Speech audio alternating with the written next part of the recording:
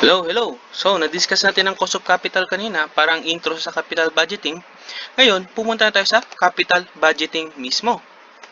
Now, ano ba ang capital budgeting or mas kilala sa tawag na CapBudge? Yung capital budgeting daw is a process of identifying, evaluating, planning, and financing capital investment projects of an organization. So, ano meaning nito? Una, identify mo ano mga projects na pwede mong gawin. And with those options, i-evaluate mo kung alin sa kanila ang magandang pagtuunan ng investment. And with that, pag nakapili ka na, start ka na ng planning. And with that planning, hanapan mo ng way kung saan ka makakuha ng funds to finance that project. Financing. Hanapan mo ng funds. And with that, yan yung mga investment opportunities or mga investment projects na ginagawa ng isang organization in terms of their decision making kung anong projects ang magandang pagtuunan ng investment. Now, may dalawang types or may dalawang ginagawa ang isang company when it comes to capital budgeting sa pagpipili ng anong investment ang maganda. Una is the financing decision. Ito yung the judgment regarding the method of raising capital to fund an investment. So dito, under dito si cost of capital na diniscuss natin kanina. Kung saan, ang financing decision na to is magkakaroon ng judgment. Pipili or mag-decide si company kung ano yung ways or methods na kung saan siya kukuha ng funds to finance that investment project. Yan si financing decision. Kung saan siya kukuha ng pera para pangbayad sa investment project na napili ng company. Now, dito naman sa investment decision, judgment about which asset acquire to achieve the company's stated objective. Ito naman, ang sa investment decision, titingnan naman ni company kung ano yung mga assets na pwede niyang i-acquire, pwede niyang i-purchase para sa pagtutuunan niya ng investment project ng company. Yan na yung magiging investment ng company. Now, bakit nag-i-invest si company? Well, for the company to achieve its stated objectives. Now, usually, mga stated objectives na is to increase income, to improve operations, to increase shareholders' equity. So, yan. Financing decision, magdi-decide si company kung saan siya kukuha ng pera para pang-finance or pang-bayad sa investment project. Sa investment decision, ano yung investment opportunities or investment projects na pipili ng company para ma-achieve nito yung stated objective nito.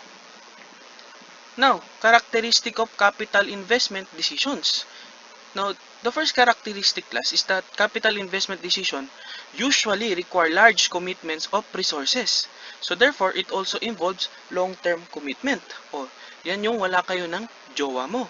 Now, meaning nito, since it involves large commitments of assets, it meaning nito, mataas yung amount na kakailanganin to finance those commitments.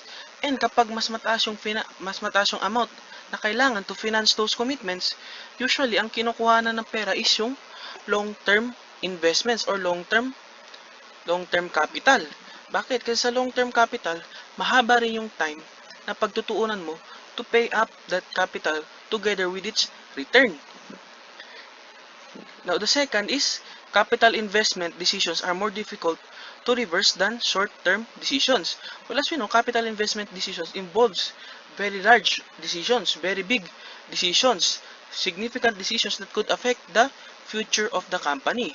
And considering that, it is very difficult to reverse those decisions as compared sa short-term decisions na it basically involves operations of the company na kung saan halos insignificant or minimal lang ang magiging effect overall to the company.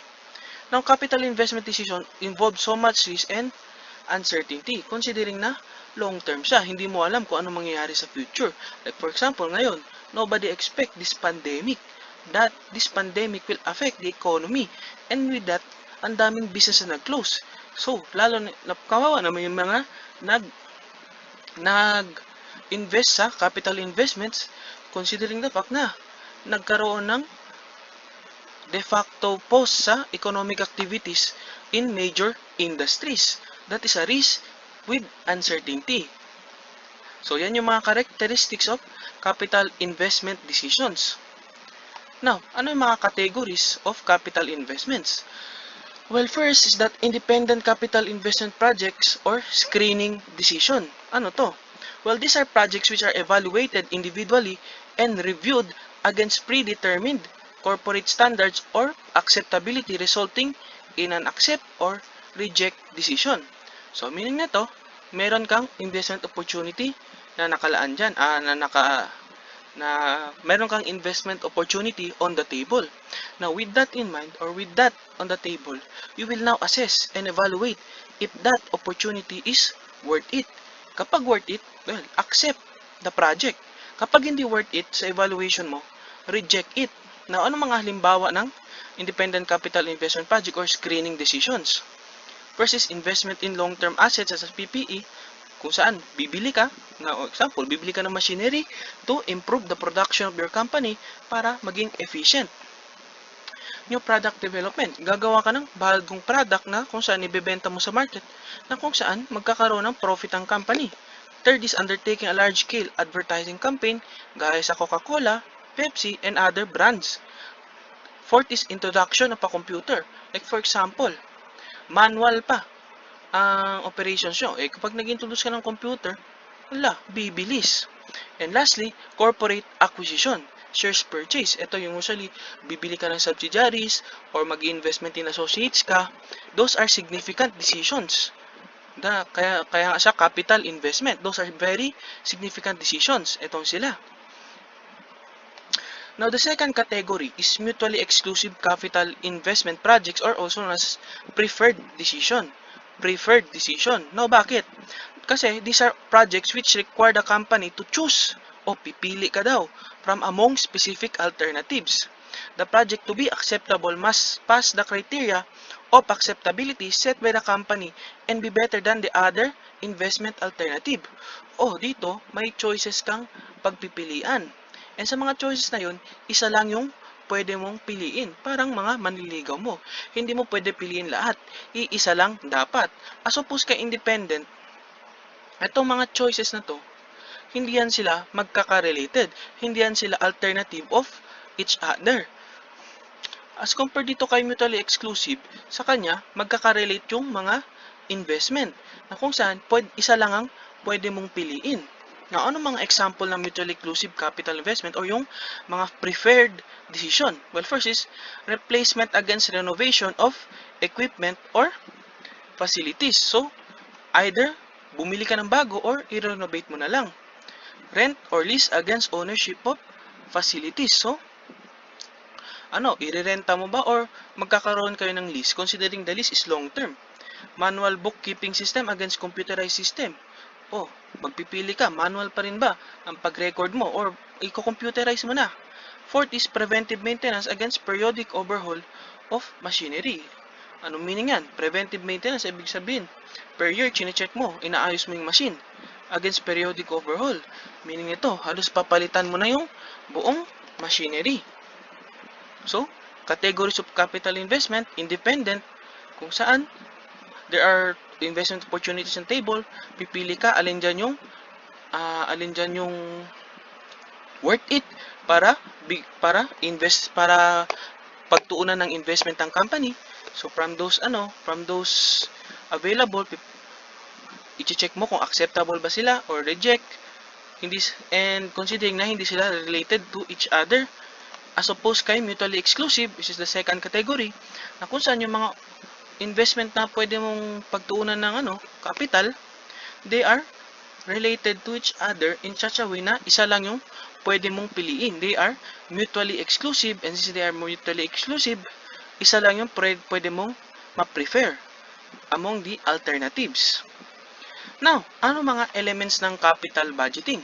Well, yung net amount of investment, magkano ang i-invest mo?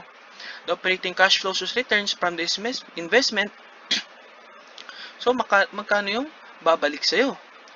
And lastly, the minimum acceptable rate of return on investment. Magkano yung cost of capital? Kumbaga, na acceptable. Na kung saan, from that cost of capital or from that minimum acceptable rate of return, mako-consider mo or masasabi mong worth it yung investment. Now, net initial investment or project. Now, ano to siya? Or project cost. Well, this represents the initial cash outlay. Ito daw yung nilabas mong pera o yung cash outflow mo. Pero initial, sa simula. That is required to obtain future returns or the net cash outflows to support a capital investment project. So, anong meaning nito? Merong investment na kung saan may future returns kang marireceive. Now, para ma-start yung investment na yan, para simulan yan, kailangan mo maglabas ng pera at the very beginning. Yan si net initial investment or project cost. Now, ito yung formula niya para malaman. Initial cash outlay, add additional cash outlay related to the asset, add mo rin yung additional working capital. O ano to? Ito yung yung mga assets na ginagamit mo sa operations ng company. Ito yung na-discuss natin. Yung working capital management. I-add mo sila, total. Now, babawasan mo ang cash inflow arising from sale of old assets being replaced and avoidable costs. Less mo sila. Bakit? Kasi ito, gain to, pasok to sa company, inflow to. Ang hinahanap natin yung outflow, yung outlay. So, ibawas mo to. So, ang magiging ang magiging result nito is the net investment. Now, may note dito nakalagay. Not necessarily cash outflow lang.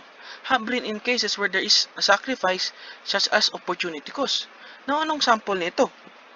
Ano mini nito? Like for example, you have a machine na kung saan idle na lang siya, na kung saan ang initial plan sana ng company is to dispose that machine. Na kung saan kung i-dispose siya, magkakaroon ka ng cash inflow or gain.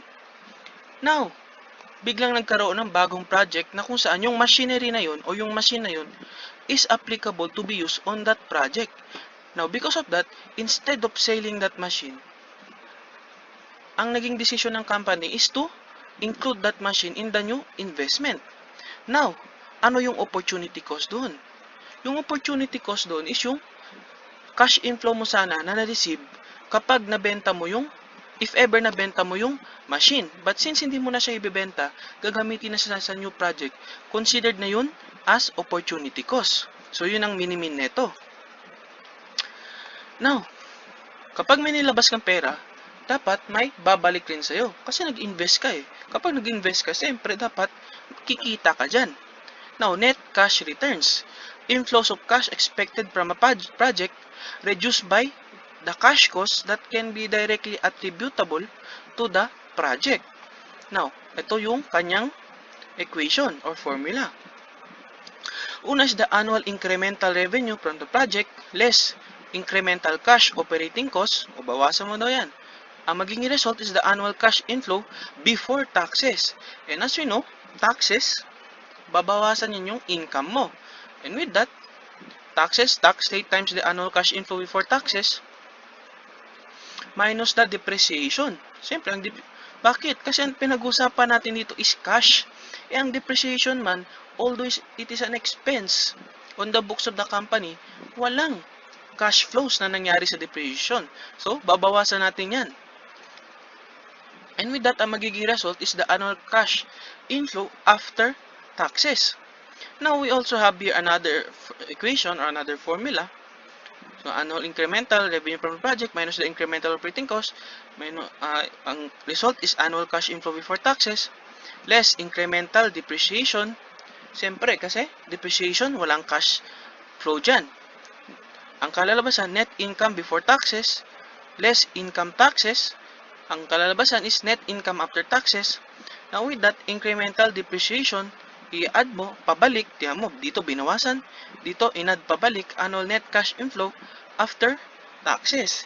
Kaya yung ginawa, both dito and dito kasi, kaya nasabi ko, ang depreciation, or as we know, depreciation, although expense siya, walang cash flow kapag nangyari ang depreciation. Now, dito, may additional info pang binigay. Some projects, however, are expected to produce an inflow of cash but will yield returns in the form of cash savings. O may mga projects daw na pwedeng mag-yield ng return na kung saan na maging return, hindi actual cash inflow but rather cash savings. Makakatipid ka daw. So, itong unang formula, annual cash operating cost, kapag yung old asset or method yung gagamitin mo. Ito yung annual cash operating cost. Tandaan nyo, kapag gagamitin mo pa rin yung old asset or yung old method. Less annual cash operating cost kapag yung new asset or new method ang gagamitin mo sa operations mo. Any difference with that will be the annual cash savings before taxes. Now, obviously, kaya mo kino-consider yung new asset or new method kasi mas makakatipid ka sa operating cost as compared sa old asset and or method. Now, considering that, obviously na, sa annual cash operating cost ng new asset, new method, mas mababa yung magiging expense mo sa operating cost. Now, with that, ang difference nila will be the annual cash savings before tax. And as we know, taxes, kakainin nyo yung natin, bawas mo sa annual cash savings before taxes, itong formula, ang magiging result is the annual cash savings after taxes. Now, another formula for that is cash operating. If the old asset or method was used, less mo sa annual cash operating cost.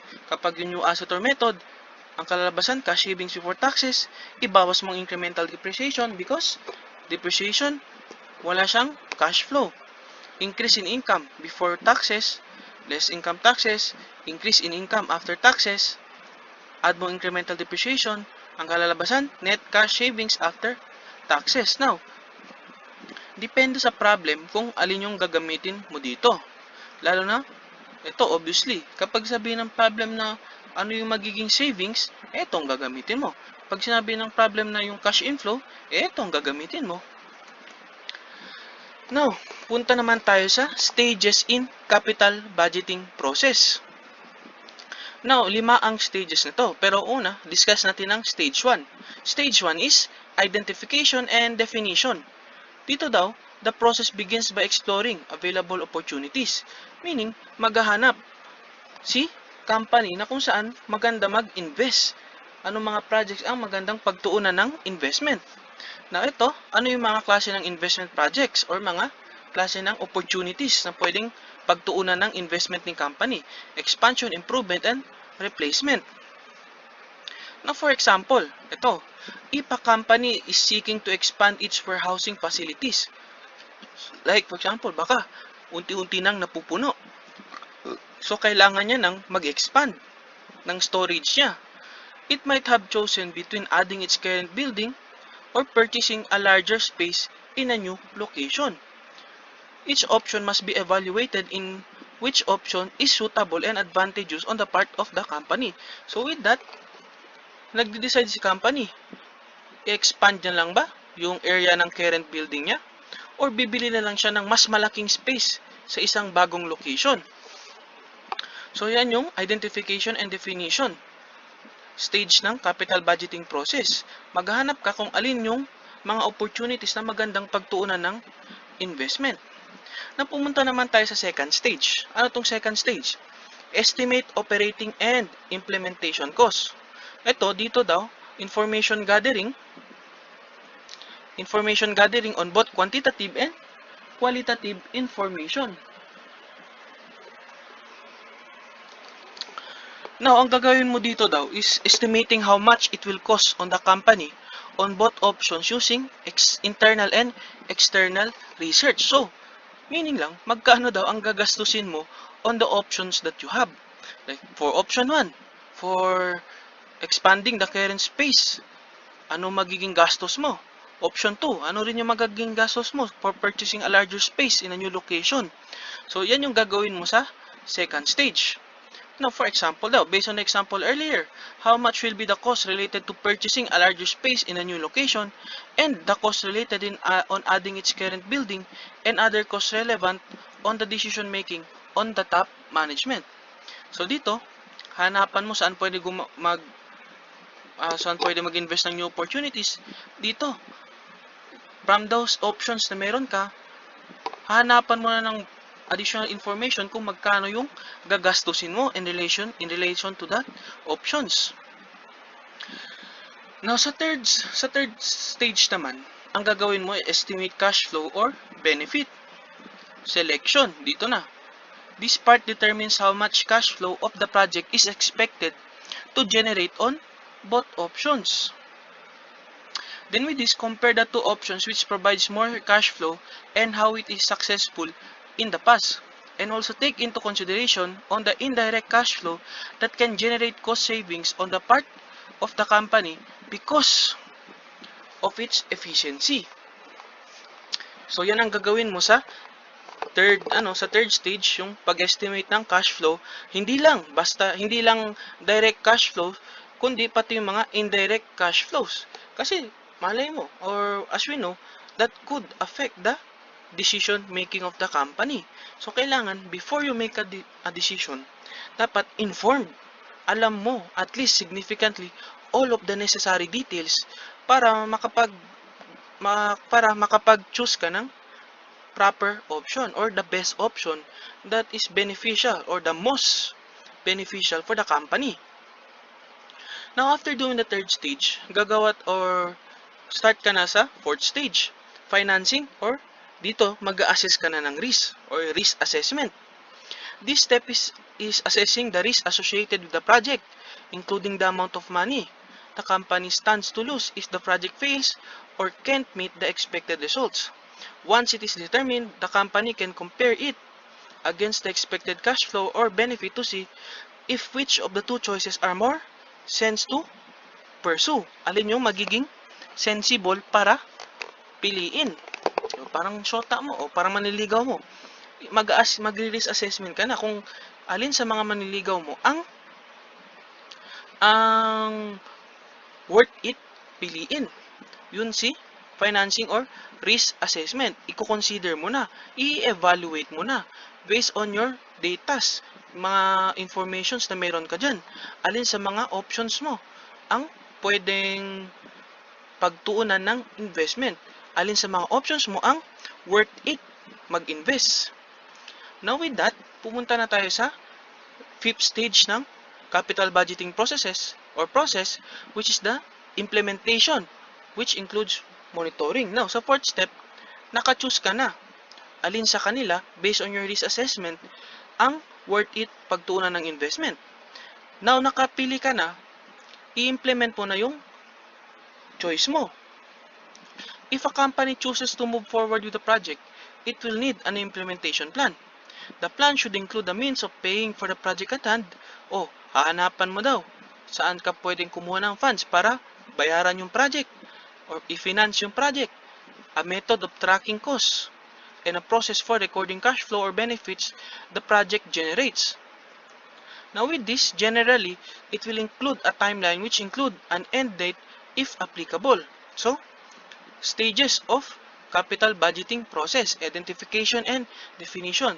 Ito, maghanap ka ano yung mga available opportunities para pagtuunan ng investment. Ngayon, nakahanap ka na. Estimate mo yung operating and implementation costs in relation to that opportunities na nahanap mo. And with that, yung mga opportunities na nahanap mo, yung mga options mo, estimate mo na yung cash flow or yung benefit from them. Not only the direct cash flow but also the indirect one.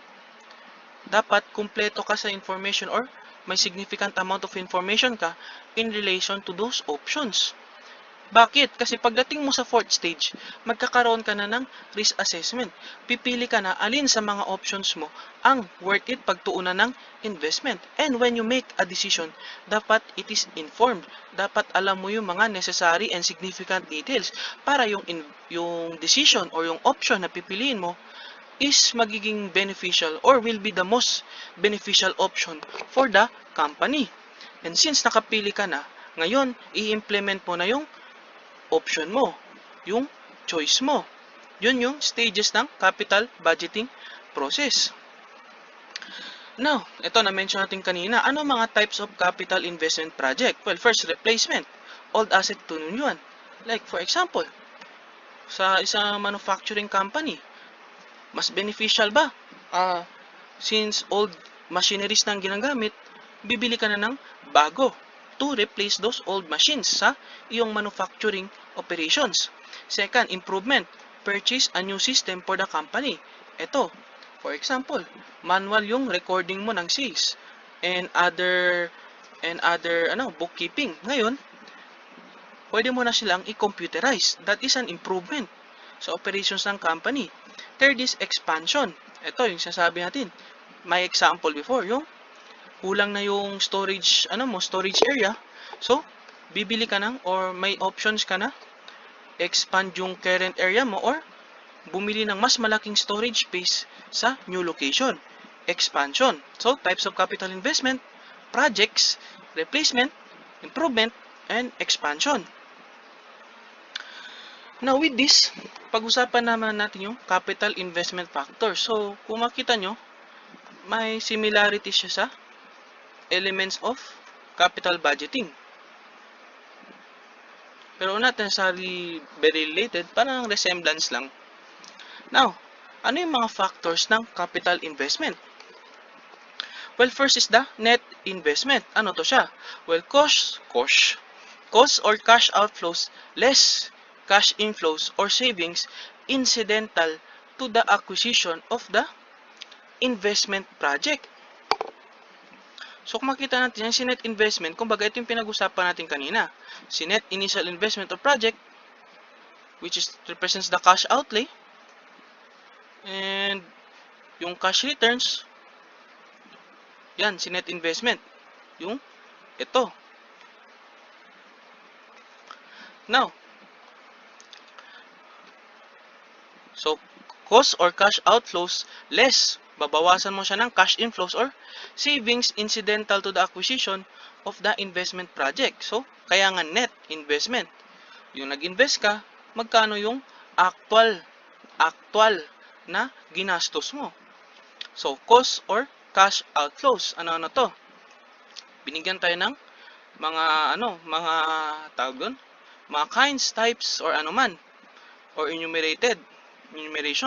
The first is that the initial cash outlay covering all expenditure on the project up to the time when it is ready for use or operation. O lahat daw ng ginastos mo, lahat ng perang nilabas mo, up to the point na kung saan yung project ay ready na for operation or ready na para gamitin. Ano mga examples niya? Purchase price of the asset, incidental project-related costs such as freight, handling, installation, test runs, etc. Yan sila. Considered as cost or cash outflow. Second is the working capital requirement to operate the project at a desired level.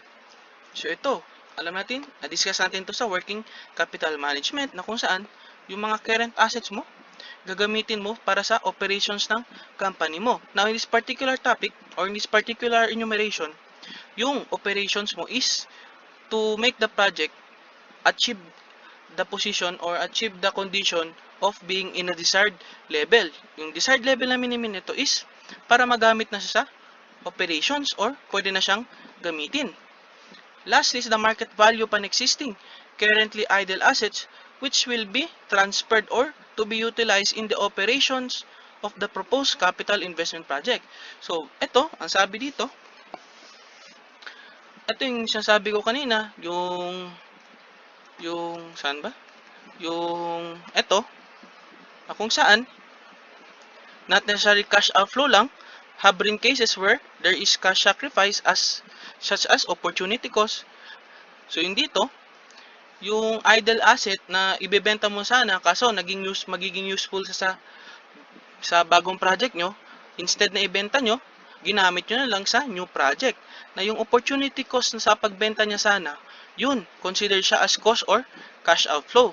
Considered siya dito, yung opportunity cost na yun, sa cost. Now, pumunta na naman tayo sa savings or cash inflows ng net investment. Anong mga enumerated nito? Trade-in value of the old asset in case of replacement.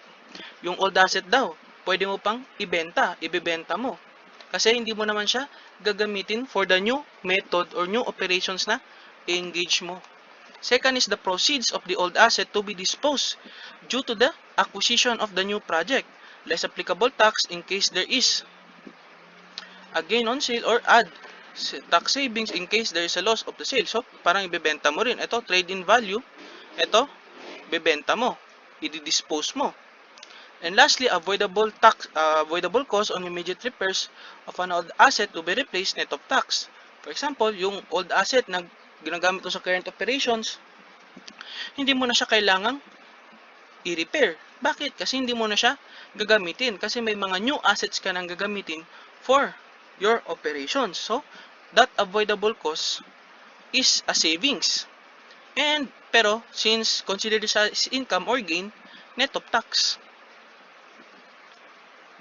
Now, the second capital investment factor is the cost of capital. Ito na yung diniscuss natin kanina extensively. The cost of using funds, or it is called the hurdle rate. Hurdle rate is also known as the minimum acceptable rate of return, or sa hurdle rate, lagay lang natin para reminder, minimum acceptable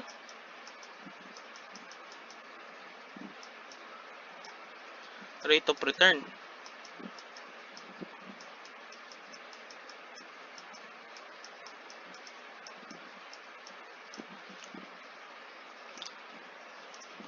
So, the cost of using funds, or it is called the hurdle rate, required rate of return, or the cut-off rate. The weighted average rate of return the company must pay its long-term creditors and shareholders for the use of their funds. Meaning, gaya ng discussion natin kanina, cost of capital is yung in-expect na return ng mga taong nag-invest sa iyong company. Sino yung mga taong yun? Mga creditors and yung mga shareholders. Yan yung in-expect nilang return sa kanilang investment. Yung minimum acceptable rate of return. Yan si cost of capital. That is a factor in your capital investment. Kailangan yung return na makukuha from that investment is at least the cost of capital para maging worth it yung investment. And lastly, or last factors, the net returns. Whether accounting net income, ito yung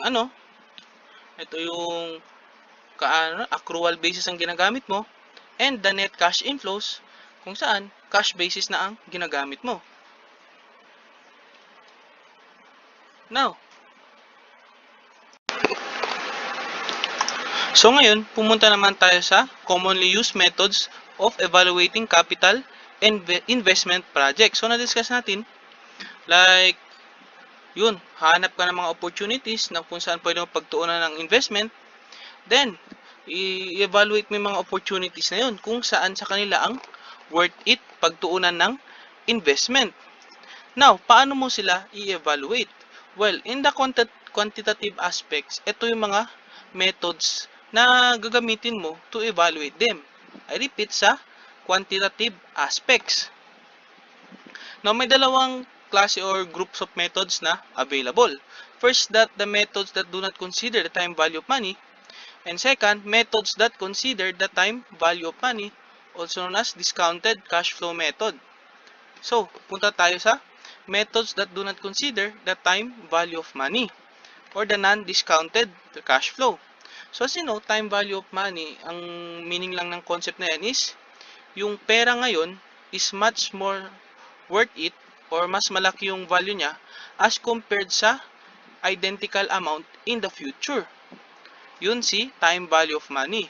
Yung amount ng pera ngayon is much more worth it, mas mataas yung value as compared sa identical amount nito in the future.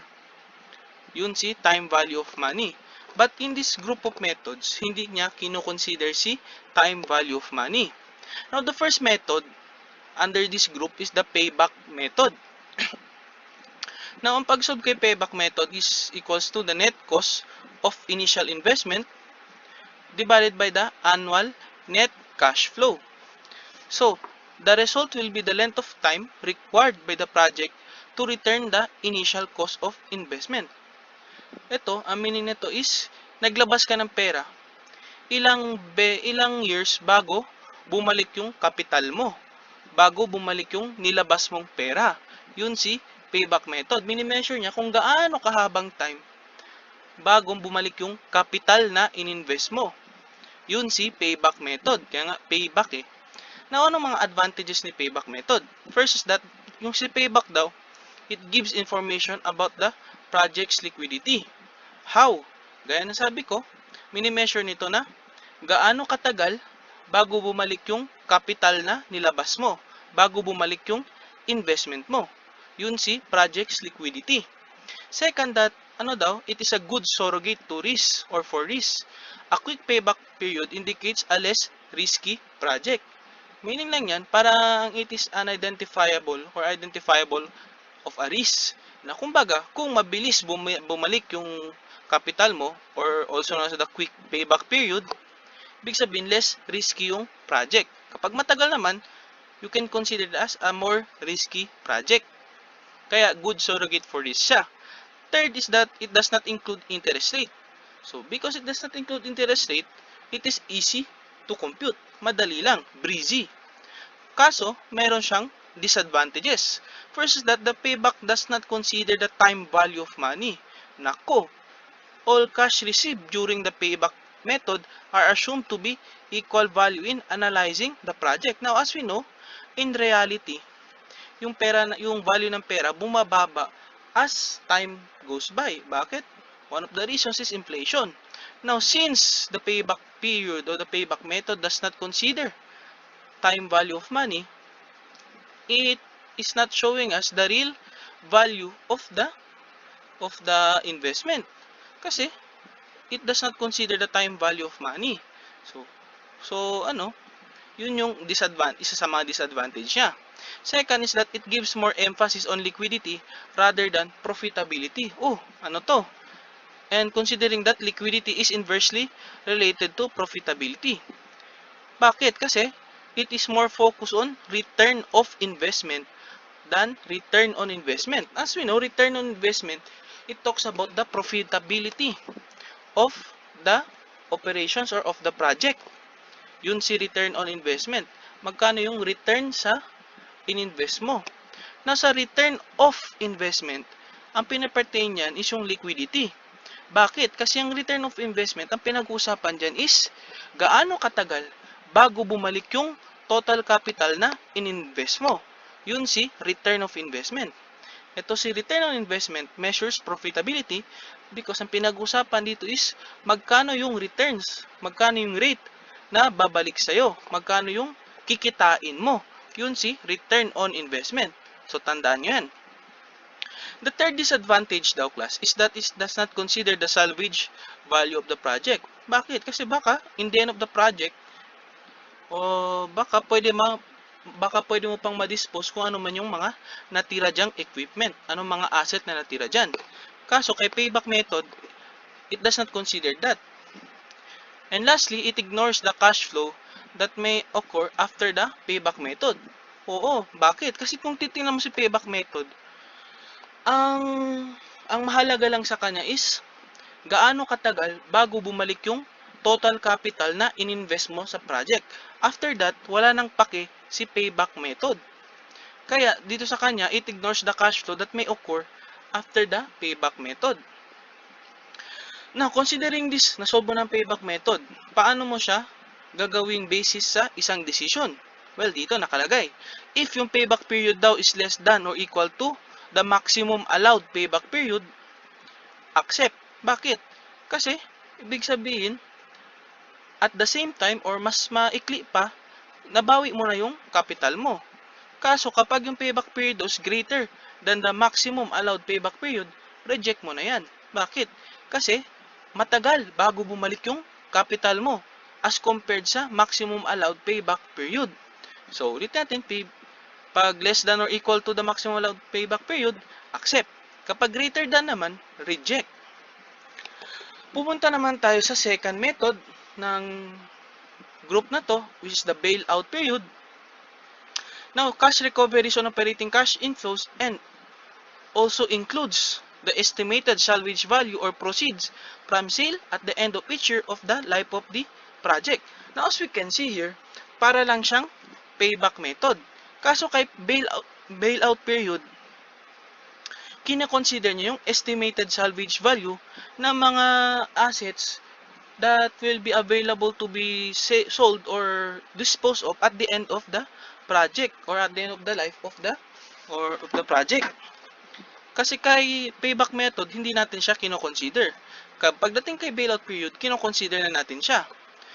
So, yun, itong formula niya. Then, the rest, same na ang concept kay payback period. Yung advantages, disadvantages, excepts dito, and decision rule. Same na yan. Now, pumunta naman tayo sa third and last method ng mga hindi kuno-consider ang time value of money, which is the accounting rate of return. Now, dito kay accounting rate of return, it is also known as the book value rate of return, financial accounting rate of return, and average return of investment, and unadjusted rate of return. Ang formula niya, si R, is equals to average annual net income divided by the investment. So, as we can see here, ito yung ratio ng average annual net income mo as compared sa investment mo sa project. Now, ang decision rule sa kanya is if yung ARR mo is greater than or equal to the required rate of return, accept. Bakit? Kasi it shows na profitable yung project. Kasi mas mataas sa or equal lang sa required rate of return, profitable. Pero pag mas mababa naman daw sa required of rate of return, reject kasi hindi siya as profitable as was expected. Kasi nga, mas mababa siya sa required rate of return on the project. Now, ano mga advantages and disadvantages ng accounting rate of return? Well, si R daw, yung computation niya closely parallels to the accounting concepts of income measurement or the income recognition and investment return. Bakit? Kasi yung accounting concept ang kino-consider natin dito. Second is that it facilitates re-evaluation of the project due to the readily available or ready availability of data from the accounting records. Kasi gaya ng sabi natin, yung accounting ng company ang basis ng data para sa pag-compute ng accounting rate of return. And this method considers income over the entire life of the project. As you can see here, average annual net income. So, kung ano daw yung na-earn annually ng project or ng investment, yun ang numerator natin dito. Kaya, it considers the income over the entire life of the project. And lastly, it indicates the project's profitability. As we can see here, you're comparing the net income of the project over the investment you made on that project. So, ano mga disadvantages niya? It does not consider time value of money like the payback method and bailout method. Well, kasi nga, sa isang grupo lang sila. And lastly, with the computation of income book value based on the historical cost of the accounting data. So, the effect of inflation is ignored. So, as we can see here, mahirap mag-project dito. And considering the fact, yung inflation. And as we know, with inflation, yung value ng mga objects mas nagmumura. So, yung book value nito, hindi na nagiging tugma sa kung ano yung actual book value niya. Ito lang yung historical book value. So, that is a disadvantage. Bakit? Because it does not show what is actually what is the actual situation. It only shows you the historical situation or the actual or present situation. Yun. Now, pumunta naman tayo sa mga methods that considers the time value of money. First, that also known as discounted cash flow methods. Now, discounted cash flow techniques. Under the discounted cash flow techniques criterion daw, it also frequently called as the present value approach. Cash outlays and cash inflows are both discounted back to the present period using an appropriate discount rate. Now, the variation in the DCF techniques are as follow. So, apat daw sila. Apat na techniques. Una is net present value or the excess present method. Si second is discount rate of return or internal rate of return, si EAR. Third is si profitability index. And lastly, si discounted payback period. Now, gaya ng sabi natin kanina, ano yung concept ng time value of money? The time value of money is the greater benefit of receiving money now rather than the actual identical sum later. It is founded on time preference. Bakit? Kasi as we know, kapag na-receive mo yung pera ngayon, marami kang investment opportunities na pwedeng gawin from that pera. Marami kang pwedeng paggastusan. Kaya, mas nagiging valuable siya kapag na-receive mo ngayon as compared sa marireceive mo yung identical sum later. Yun si concept of time value of money. Ang halaga niya dito is that it is showing the value or the present value, present value of the future cash. Yan yung halaga ni time value of money. Now, ano mga advantages and disadvantages ng paggamit ng DCF method or discounted cash flow method? Unang advantage daw is that it is more reliable. Bakit? Kasi it uses the time value of money. It is taken into account. Kaya nagiging reliable siya. Kasi, as we know, gaya na sabi natin sa time value of money, pinapakita nito yung closer to reality na value ng investment, na value ng pera. Because it is considering the time value money concept. Second is that income over the entire life of asset of the project is considered. Third is that it is more objective and relevant because it focuses on cash flows. Now, may disadvantage rin ng discounted cash flow method. Una is that it is not easily understood.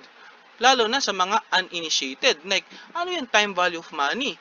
Yung 1,000 pesos ko bukas, same lang ang value niyan, 1,000 pesos in 1 month or in 1 year. So, because kailangan mo pang explain yung mga present value concept, time value of money concept, yung mga interest rate computation, yan, not easily understood si DCF method. Second is that, since hindi siya easily understood and involves many factors, many concepts, it is more complex and difficult to apply. Third is that it requires detailed long-term forecast of incremental cash flow data. As we can see here, ang sabi dito, income over the entire life of the project is considered. So, kailangan mong i-forecast, kailangan mong hulaan, or tawag doon, educated guess, kumbaga, kung ano yung magiging cash flow data ng project, lalo na sa future. Or sa future kasi you're forecasting eh. And lastly, it required predetermination of the cost of capital or the discount rate to be used. So dito, kailangan mo nang i-assess yung cost of capital. Kailangan mong alamin. Bakit? Kasi using this, ito yung magiging basis mo kung magiging acceptable ba yung project o hindi. Iko-compare mo sa cost of capital or the discount rate to be used. Kasi ito, si discount rate to be used, gagamitin mo sa computation. Si cost of capital, gagamitin mo as the basis, as the standard, as the benchmark, kung magiging worth it yung project or hindi. So, yan yung si advantages ng DCF and yung mga disadvantages niya rin. No?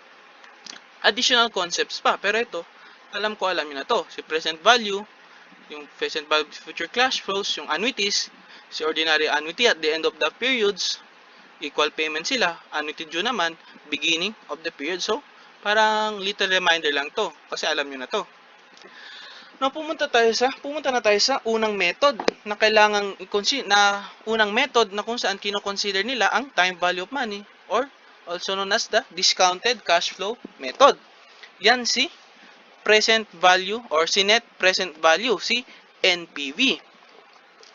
Now, si NPV daw is the excess of the present value of cash inflows generated by the project over the amount of initial investment. So, ulitin natin, yung excess, ito daw yung excess ng present value of cash inflows generated by the project over the amount of the initial investment. So, ito yung mga computations niya na pwede mong gamitin depende sa kung anong given sa problem. Una, si present value of cash inflows less the present value of cash outflows. Yan si net present value. Or, pwede mo nang gamitin, present value of cash inflows less the present value of the cost of investment, net present value. Or, lastly, si present value of cash inflows less si cost of investment, yan si net present value. So, ang labot lang nito, or kino-compare mo, or inaalam mo kung ano yung excess ng cash inflow sa cash outflow. Cash outflow meaning si initial investment.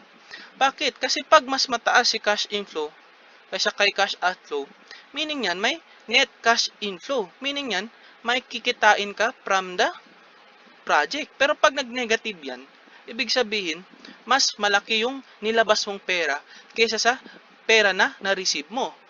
Meaning yan, ang ibig sabihin yan is, you are at a loss. Now, ito na. Pinag-usapan natin yon. Ano yung magiging decision rule mo? Well, kapag daw si NPV is greater than or equal to 0, accept. Kasi, it shows na profitable yung project or merong cash inflow. Meron kang matatanggap. Second is that if yung NPV daw is less than 0, reject kasi you're operating at a loss already. Mas malaki yung nilabas mong pera compared sa perang marireceive mo. So, kapag greater than or equal to 0, accept. Kapag less than 0, reject. Now, anong advantage ng paggamit ng NPV? Emphasizes cash flow kasi cash flow ang ginagamit mo sa computation, as you can see here. Recognizes the time value of money, of course. Assumes the discount rate as the reinvestment rate and easy to apply kasi minus lang. Hanapin mo lang yung difference nila. Pero before manapin mo yung difference nila, alamin muna yung mga present value nila. Like gagamitan mo ng using the discount rate, doon mo yung multiply, so on and so on. Now, ano mga disadvantage niya? First is that it requires the predetermination of the cost of capital or the discounted rate of return. Ito, nasabi natin kanina sa disadvantages ng paggamit ng discounted cash flow method. And lastly, the net present values of different competing projects may not be comparable. Bakit? Because the differences in magnitudes or sizes of the project. So, because of that, mahirap na. Like for example, isa sa mga projects mo, expansion ng company. Yung gaya ng sabi natin kanina, expand mo lang yung current area mo as compared sa bibili ka ng bagong mas malaking area on a new location. Now, as we can see, as we makikita natin doon, of course, mas malaki yung magagastos mo kapag bibili ka ng bagong mas malaking area at a new location as compared sa expand mo lang yung current area mo. So, because of those difference in magnitudes or sizes of the project, medyo mag-aalangan kang gamitin yung net present value method kasi baka hindi sila comparable. Kasi of course, when you are comparing different things, makikita mo lang is yung difference nila. Mahirap silang i-compare. So, yan si net present value method. Now, the second method is that it's called the discounted rate of return. It is also known as the internal rate of return, yung mas kilala nito si IRR, and the time-adjusted rate of return. Now, ano to siya? Ito daw yung rate which equates the present value of the future cash inflows with the cost of investment which produces them. So, basically, meaning nito, ito yung ratio ng cost of investment compared to the present value of the future cash inflow. So, ulitin ko, ito yung ratio ng cost of investment as compared sa present value of the future cash inflow. Now, it is also the equivalent maximum rate of interest that could be paid each year for the capital employed over the life of an investment without loss on the project. Now, it is the rate of return where NPV, where the net present value is equals to 0. So, kapag daw yung cash flow mo ay uniform, pwede mong gamitin. Wait lang. Bago mo gamitin si IRR, bago mo siya ma-determine, meron kang dalawang conditions na kailangang i-met.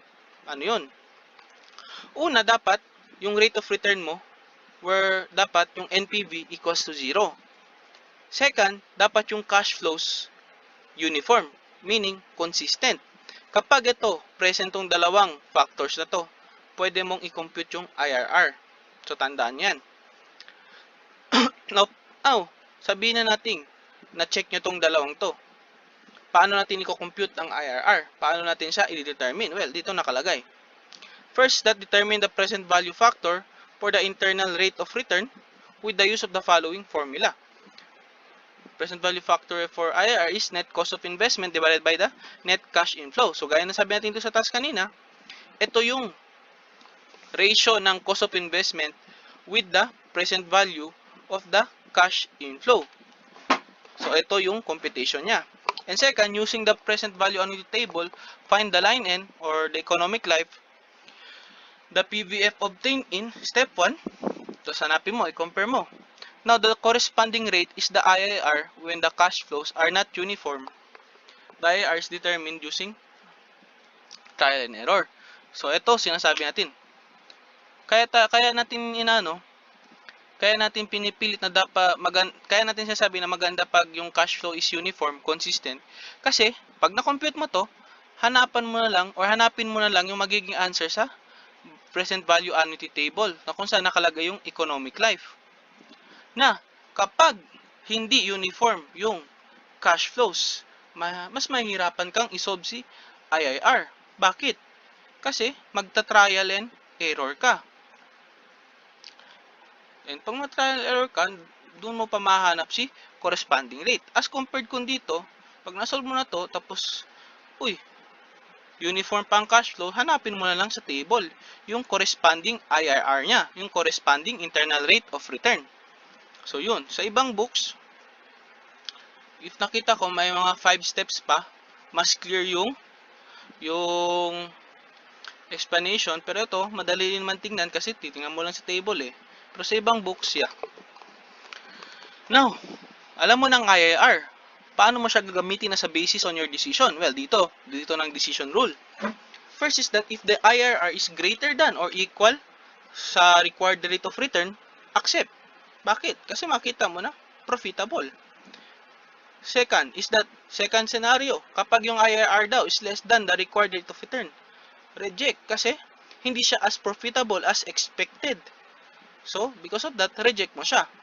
Dito, it is profitable as expected or nahigitan pa. So, i-accept mo. Dito sa second scenario, hindi siya profitable as expected, reject mo. Now, ano mga advantages ng paggamit ng IIR? First, that emphasizes cash flows. Yan, kita natin dito. Recognize time value of money, check. Compute the true rate on return of the project. Bakit true rate? Kasi, kung makita natin yung basis ng IRR natin is yung present value annuity table, yung economic life. And this table shows the actual rate ng investment natin, ng return ng project, ng rate of return ng project. Kasi may basis ka na may benchmark kang titingnan. May benchmark kang pwedeng pagkomperan.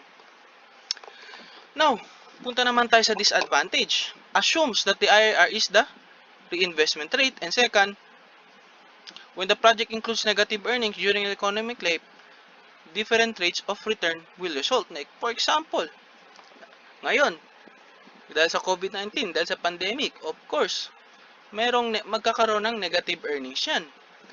Kasi, yung business, nag-stop or nag-suspend or nag-slow ng operations.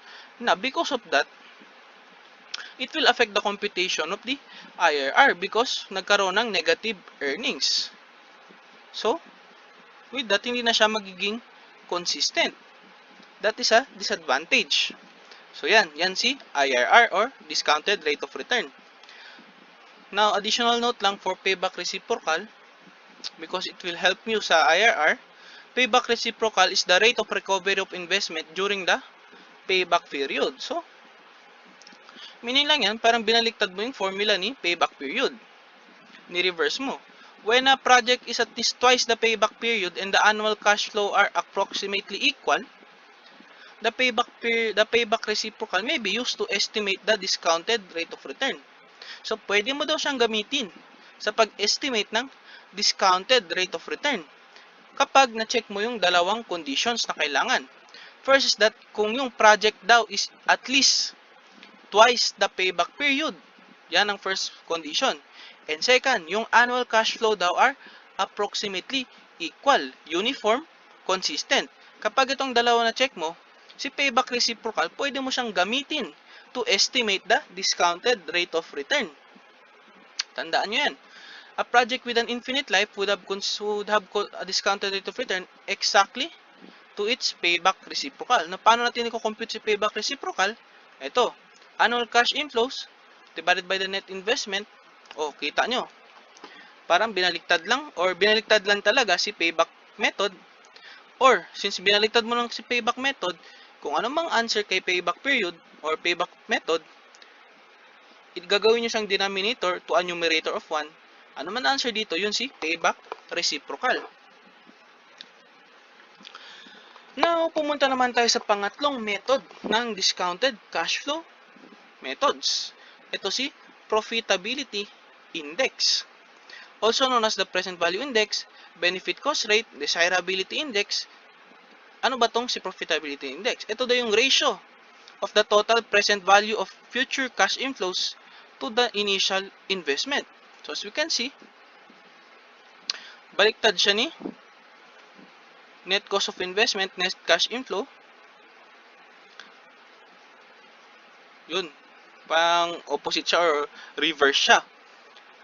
Now, the index expresses the present value of cash benefit as to an amount per peso of investment in a project and is used as a measure of ranking projects in a descending order of desirability. So, tanda natin, si profitability index sa yung ratio of the total present value of the future cash inflow as compared to the initial investment. Na kung saan itong si index, it expresses the present value of cash benefits as to an amount per peso of investment in a project and is used as a measure of ranking projects in a descending order of desirability. Now, paano natin kinocompute si profitability index? Ito, given. Si profitability index is equals to total net present value of cash inflow divided by the total present value of cash outflow. Ito rin. Or, total present value of cash inflow divided by the cost of investment. Now, si net of present value index, net present value divided by the investment. So, as we can see here, kay profitability index, itong si net present value index, parang additional note na lang yan siya. Kasi, compare mo kay net present value, parang dinivide mo para malaman mo yung index niya. Pero itong pinag-usapan talaga natin dito is profitability index kasi titingnan natin yung profitability ratio ng isang profitability ratio ng project. Now, alam na natin yung profitability index. Ano na yung paano siya magiging basis sa decision na gagawin natin? Ito. Kapag daw yung profitability index is greater than or equal to 1, accept. Bakit? Kasi kung makikita natin dito, yung perang bumalik sa'yo, or also known as the cash inflow, mas malaki as compared sa perang lumabas sa'yo, si cash outflow. So, ulitin natin, kung makikita natin dito, yung perang bumalik sa'yo, yung perang natanggap mo, yung cash inflows mo, mas malaki as compared sa cash outflows mo, yung perang nilabas mo para sa project, para sa investment.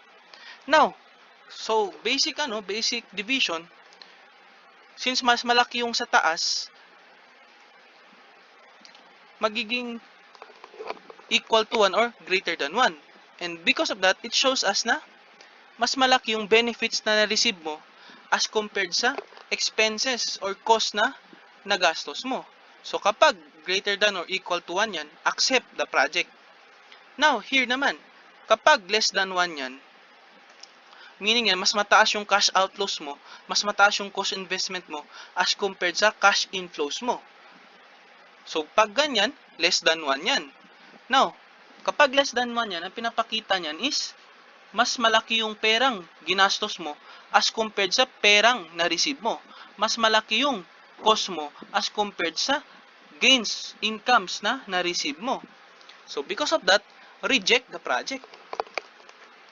Now, anong advantages ng paggamit ng profitability index? Well, first, considers time value of money. Check. It considers all cash flows yielded by the project. As usual, check. It ranks project in order of economic desirability. So, kung sinong mas maganda sa kanila, sinong mas mataas yung index sa kanila, meaning mas mataas yung marireceive as compared sa cost of the project. So, i-rank mo sila. Fourth is that it gives a unique decision criterion. Bakit unique? Kasi ito ang basis mo eh. Mas malaki yung kung alin sa mga project yung mas malaki yung marireceive mo as compared sa ilalabas mo, sa gagastusin mo, yun yung magiging basis of criterion mo. Fifth is that it is a relative measure of profitability and therefore can be used to compare projects of different sizes. Now, as we can see,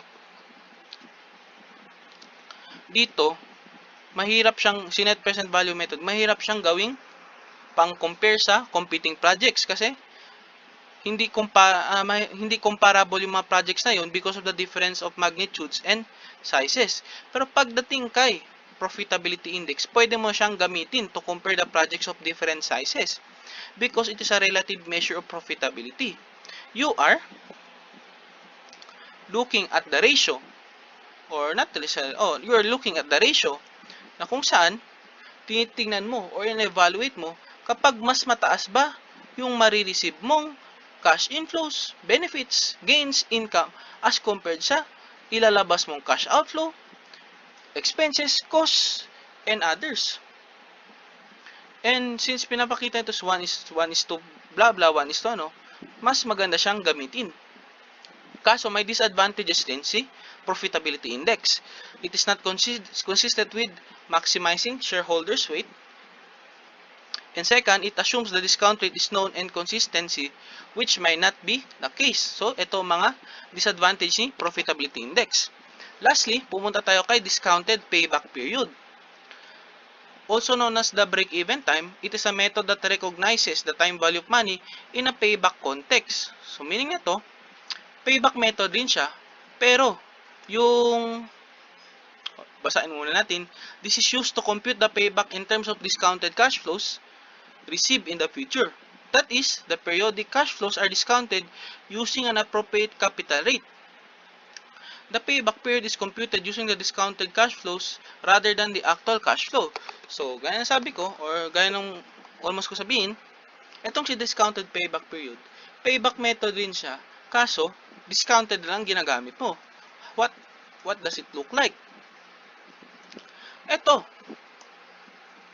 yung annual net cash flow mo, ang gagamitin mo dyan is yung discounted. Dito kasi kung ano yung not discounted. Pero pagdating kay discounted payback period, discounted yung gagamitin mo. So yun lang yung difference nila.